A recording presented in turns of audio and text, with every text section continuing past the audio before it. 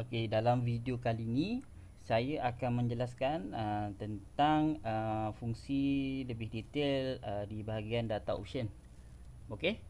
Macam sebelum ni saya pernah explain tentang cloudinary option, cara kita nak set up, cara kita nak gunakan cloudinary option ni. Tapi sekarang kita nak explain pula tentang data option ni. Apa fungsi data option ni?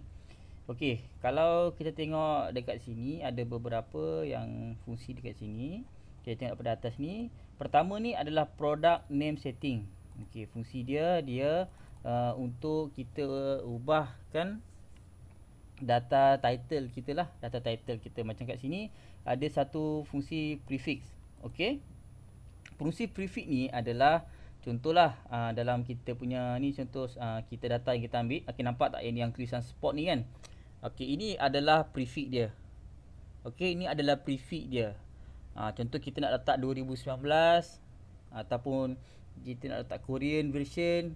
Contohlah macam sekarang ni mungkin nama asal dia adalah woman hands bag shoulder bag ni kan.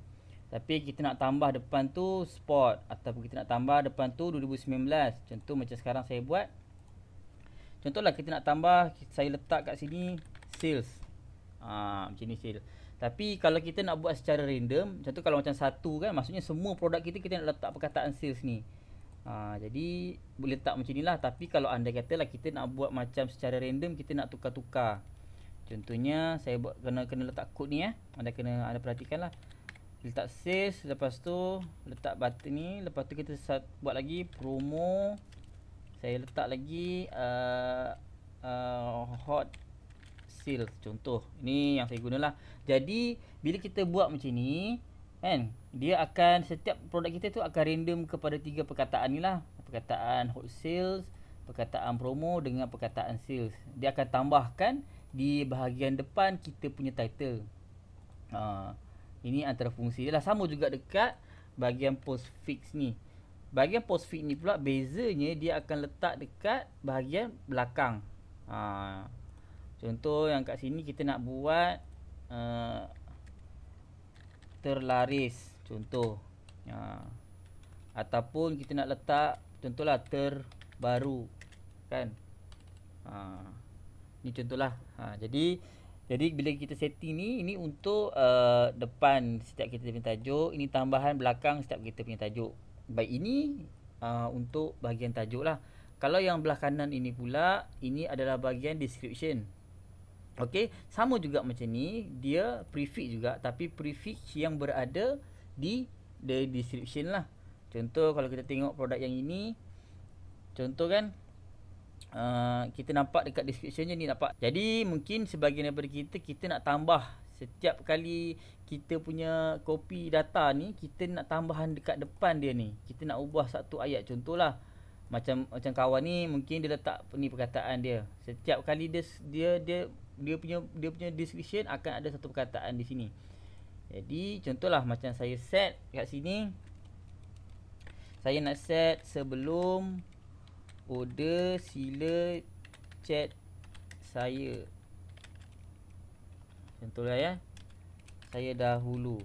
Jadi maknanya kat sini setiap kali dekat description ni, ayat pertama dia akan keluar ayat ni lah.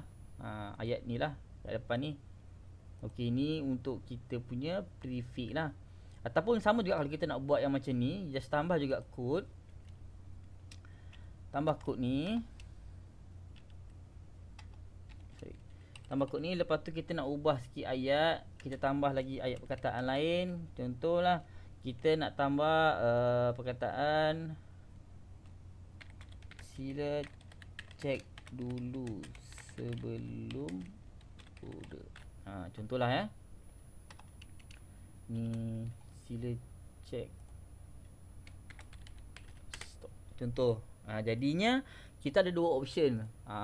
Kalau macam kat setiap kali kita punya data ni, akan automatic sistem akan tambahkan dua perkataan ni lah, dua ayat ni lah.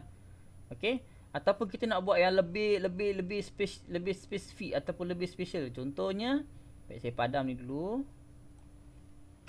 Kat atas ni kita ada satu prefix ni, kita boleh gunakan. Contohlah saya nak guna perkataan harga ni. Kita guna perkataan harga ni. Ni contoh kita punya apa shortcode lah. Kita taruh di sini adalah tetap. Maknanya dia akan capture harga ni adalah harga setiap produk kita. Okey, setiap produk kita ni dia akan tuliskan, dia akan automatic capture. Okey, masuk kat dalam kita di sini lah, dia akan tulis tu harga adalah tetap. Contoh kalau macam produk yang ini mungkin dia akan tambah RM39.20 adalah tetap. Contoh kan. Ataupun kalau kalau kat produk sini dia akan tulis ni RM35.55 ni adalah tetap. Macam saya set ni lah. Itu terpulang pada anda lah. Nanti ayat-ayat tu anda akan create sendiri ya. Jadi itu cara kita nak manfaatkan shortcode atas ni lah. Yang macam yang bawah ni pula untuk kalau kita scrape data daripada China Marketplace. Tapi kalau tak perlu, kalau anda tak nak, tak apa, boleh abaikan, tak ada masalah. Ni anda kata anda nak buat lah. Okey, kemudian dekat sini ada function data setting. Okey, fungsi data setting ni adalah dia default setting untuk kita punya produk ni. Jadi kalau contohlah kita nak setting setiap kali kita buka ni, kita nak data tu dia tunjuk kita minimum stock kena ada 10. Okey, lepas tu scraping speed berapa kita nak. Kita boleh upgrade supaya lebih cepat dia scrape data kita lah. Okey, lepas tu minimum order kita nak berapa. Ni semua data yang kita set secara default lah. Jadi setiap kali kita buka kat sini, dia akan tunjukkan data yang kita perlukan lah. Itu fungsi dia akan memudahkan kita dalam kita punya urusan akan datang lah. Maknanya kalau kita dah scrap, mungkin next time kita nak sorting data tu lebih cepat, lebih mudah. So kita dah setting kat sini siap-siap, jadi dia akan automatic sorting dekat sini. Dia dah automatic susun data yang kita nak tu. Okey, kemudian di sini ada satu lagi fungsi, namanya fungsi frame. Okey, fungsi frame ni saya pernah explain sebelum ni dekat bahagian Cloudinary tu anda boleh nampak fungsi frame tu. Okey. Kat bahagian sini anda kena setting ni semua, ni saya ada tunjuk dalam video yang sebelum ini. Anda boleh tengok balik. Lepas tu frame ni kita akan masukkan frame kat sini. Jadi setiap kali anda exportkan data anda tu untuk anda upload ke Shopee, dia akan automatic frame kan gambar tu. Itu kalau kita pilih use frame. Okey, kalau kita tickkan kat sini. Kemudian random image.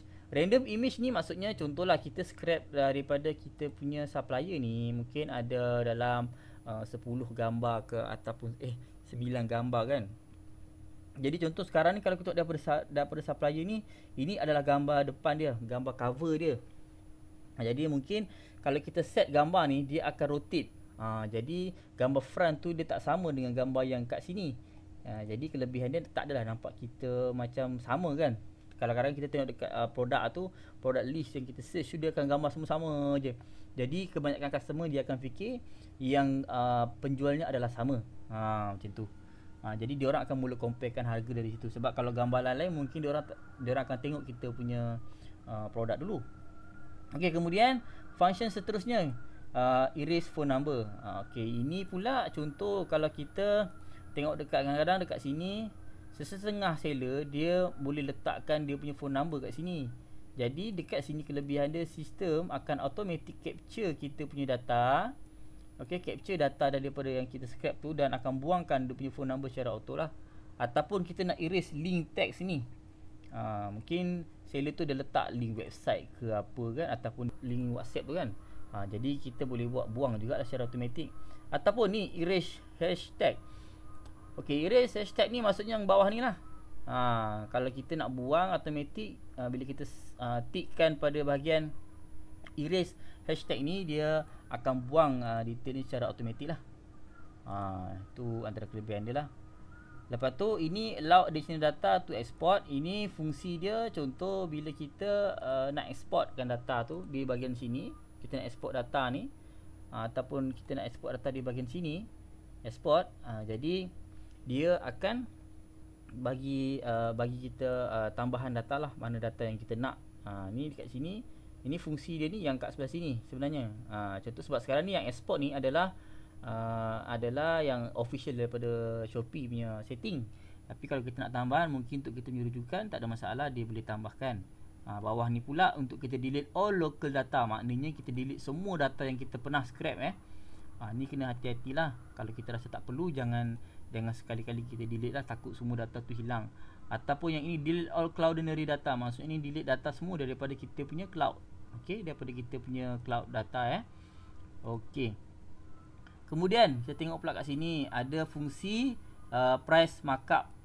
Price markup setting ni, contohlah kita scrap data sini, ini adalah harga dia kan. Harga beg ni seller ni jual harga RM39.20.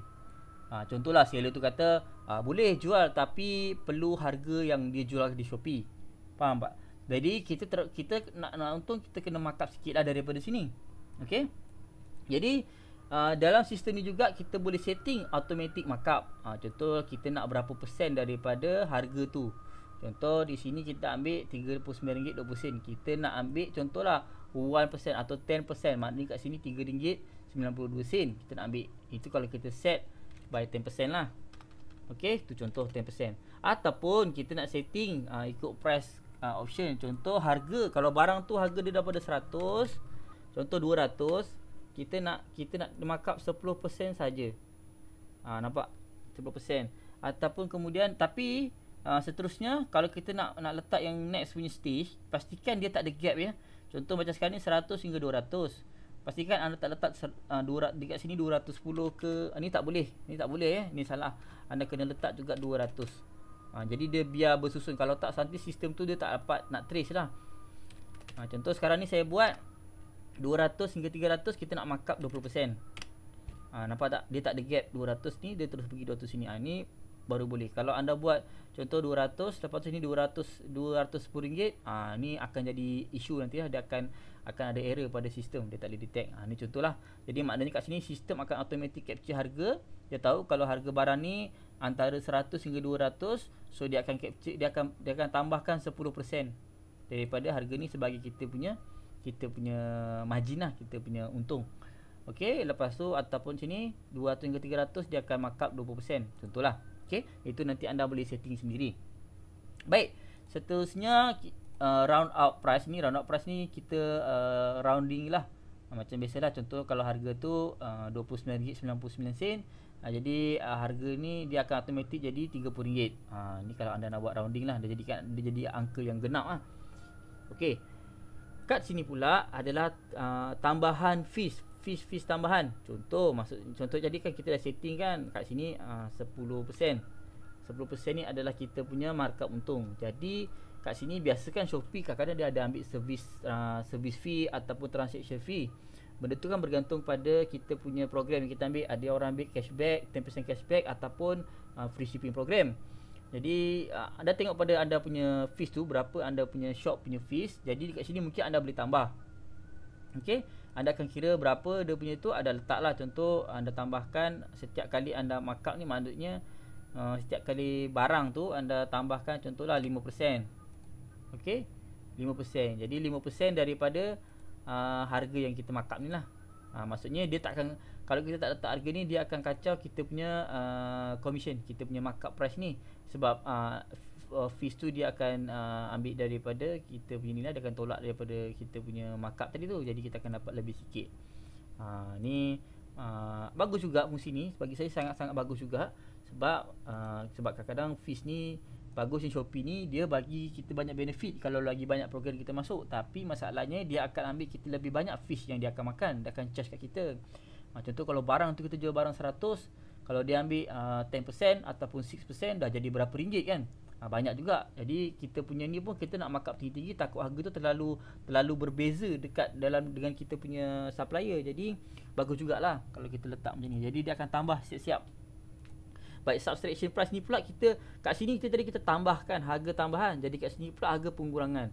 Kita nak tolak pula, contoh daripada 10% ni, kita nak tolak pula harga tu dari kepada 1%.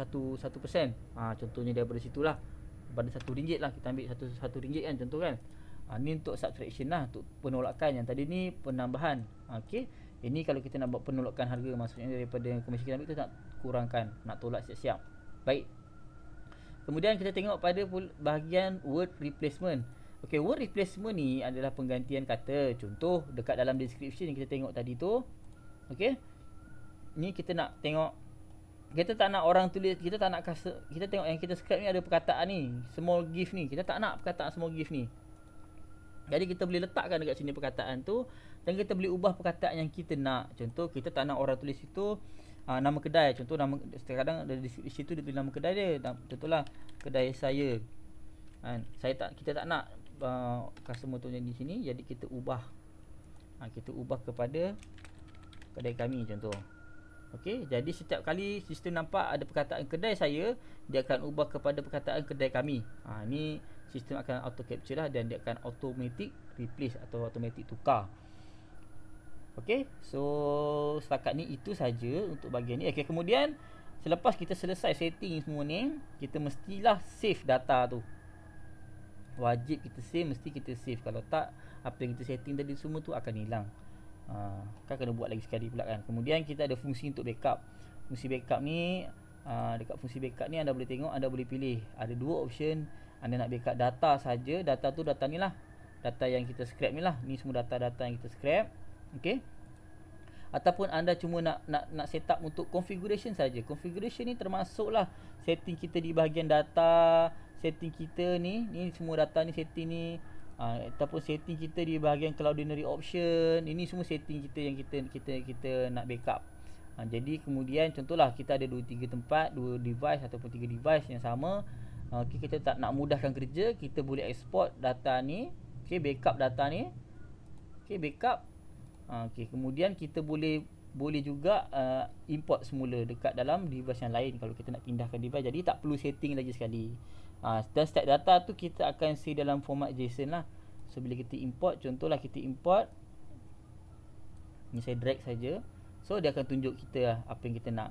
Ni kat sini dia kata, dia tunjuk kat sini data yang dia jumpa cuma configuration. So kita configuration, so kita import saja. Baik, hati-hati bila kita import sebab dia akan buang semua data yang sedia ada lah. Kalau macam tadi saya setting untuk configuration, dia akan tukar semua data configuration kepada kita punya data yang kita import tadi tu ya. Jadi kalau mana data-data yang lama sebelum-sebelum ni, dia mungkin akan hilang. Baik, untuk video kali ni itu saja di bahagian data option. Nanti saya akan review feature-feature yang lain di video-video saya yang seterusnya lah. Baik, untuk anda tengok video-video seterusnya, boleh tengok di option-option saya lah, di playlist saya lah, dalam channel saya. Jangan lupa subscribe dan juga like saya punya video. Tanda sokongan anda, terima kasih anda kepada saya. Okey, itu saja. Sekian, Assalamualaikum.